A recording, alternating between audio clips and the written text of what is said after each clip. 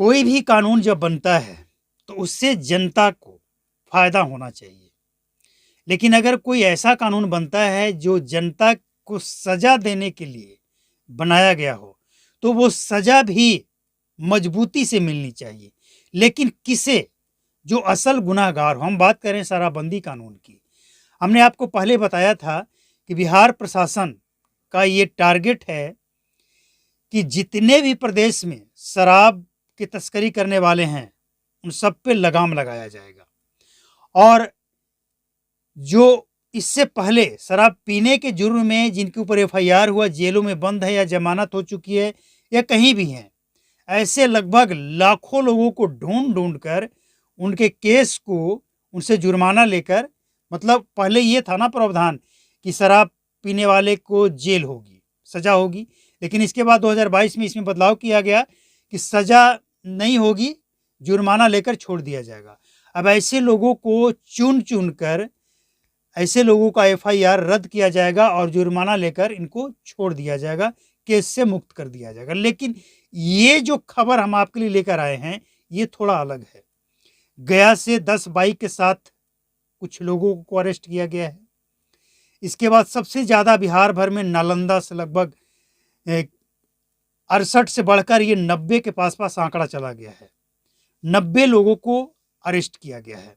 इसके अलावा मुजफ्फरपुर, पटना, सुपौल, सहरसा, कैमूर और भी कई जिलों से, मतलब पूरे बिहार से बहुत से लोगों को अरेस्ट किया गया है। अब इसमें 2 तरह की बातें निकल कर आ रही है। एक तो ये कि कुछ लोगों को जिनका केस ख़त्म करना है, उन लोगों को भी पकड़ा जा रहा है ताकि कोर्ट में पेश किया जाएगा, जुर्माना लिया जाएगा और केस ख़त्म कर दिया जाएगा, ताकि कोर्ट के ऊपर जो केस का एफआईआर का जो बोझ है, वो बोझ कम हो। और इसके बाद ये जो लोग पकड़े जा रहे हैं, इसमें से कुछ ऐसे लोग हैं जो जेल गए, जेल से छूटे और इसके बाद फिर से शराब की तस्करी कर रहे हैं। तो ये डेटा लिया गया है कोर्ट से, थाना से और थाना के कुछ ऐसे पदाधिकारी से जो शराबबंदी के मामले में कोई थाना इंचार्ज अगर किसी से कमीशन लेता है और वो उसके खिलाफ है, तो ऐसे लोगों से भी ये डेटा कलेक्ट किया गया है और ऐसे लोगों को पकड़कर जो कमीशन देकर शराब बेचता है, ऐसे लोगों को भी अरेस्ट किया जा रहा है। मतलब ये जो मामला चल रहा है ना, ये जो स्थिति चल रहा है इस समय बिहार के अंदर, इससे बिहार के वो छोटे जो तस्कर हैं, अब छोटे हों या बड़े हों, तस्कर तो तस्कर होता है। अगर गैर कानूनी काम कर रहे हैं तो वो तस्कर ही हैं, और अगर कोई तस्करी करने वाले लोग हैं, इस वीडियो को देख रहे हैं, तो भाई बुरा मत मानिएगा, क्योंकि जो सच है वो तो बताना पड़ेगा। तो ऐसे लोगों को पकड़कर जेल भेजा जा रहा है। अब हम कहना ये चाहते हैं कि जो लोग शराब की तस्करी करते थे, जो बड़े लोग हैं भैया, उनको कुछ नहीं होगा। ना कभी 8 साढ़े 8 वर्षों में कुछ हुआ है और ना आगे कभी होने वाला है। लेकिन जो छोटे मंझले शराब बेचने वाले लोग हैं, उनसे मेरा रिक्वेस्ट है कि रुक जाइए। अगर जेल जाना से बचना चाहते हैं तो अभी ये काम रोक दीजिए। हो सके तो धंधा ही बदल दीजिए, वरना जेल जाने से आपको कोई बचा नहीं सकता है। नए डीजीपी साहब का, असल में बिहार सरकार का ये सख्त आदेश है 2025 चुनाव से पहले का। और नए डीजीपी आए हैं, उन्होंने कहा है कि हम अपराधियों के ऊपर ऐसी कार्रवाई करेंगे कि अपराधियों के दिल में खौफ पैदा होगा कि कोई डीजीपी आया है, प्रशासन टाइट है, मुस्तैद है, कोई भी गड़बड़ करेंगे बख्शे नहीं जाएंगे। यानी डीजीपी का फुल आदेश है कि क्राइम को कंट्रोल करना है, चाहे जैसे भी आप करें, जिसे अरेस्ट करना पड़े, चाहे वो कितना भी बड़ा नेता का या फिर किसी अधिकारी का संरक्षण लिया हुआ हो, बचना कोई नहीं चाहिए। मतलब अब जिस तरह से ये गिरफ्तारी हो रही, जो हमने आपको जिला बताया ना, इन जिलों में सबसे ज़्यादा, हालांकि ये पूरे बिहार का मामला है। आपको भी ये पता होगा, अखबार अगर पढ़ते होंगे तो आपको पता होगा कि हर जगह से शराब तस्करों की गिरफ्तारी का जो आंकड़ा है ये बढ़ रहा है। कारण वही है कि लोगों को अरेस्ट किया जा रहा है। अब कोई ऐसा मतलब ऐसा नहीं कि कोई नोटिस भेजा जा रहा है, किसी को बताया जा रहा है, बस पुलिस अचानक से गांव में, कस्बे में, शहर में पहुंचा, पुलिस अचानक से गाड़ी से पहुंचती है और उसके पास टोटल डिटेल्स है, डेटा है, बस डायरेक्ट उसके घर पे गए, अगर वो मिल गया तो वहां से उठा लिए। ये चल रहा है। तो जो लोग छोटे और मंझले शराब तस्कर हैं, सतर्क हो जाएं।